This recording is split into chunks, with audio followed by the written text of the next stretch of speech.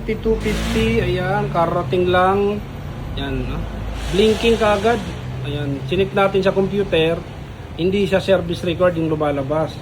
Kaya yun, tingnan natin anong error. Ayan, ayan o, error. Ayan, yung pagkaganin ng error, hindi siya service required.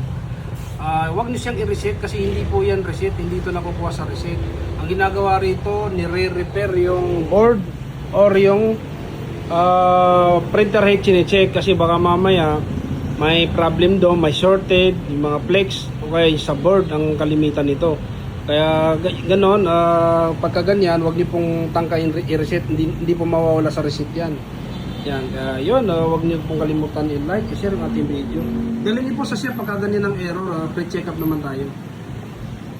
Yan, may dinalang printer na 3250, yan daw yung error.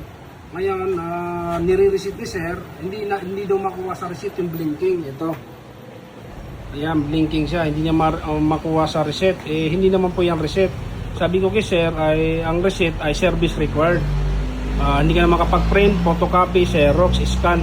Kaya yun, ang nangyari pala, nung tinanong namin si sir, nag-DIY siya, sinubukan niyang lagyan ng cleaning solution yung printer head. Kasi ang talagang status ay malabo lang yung yellow ang malabo.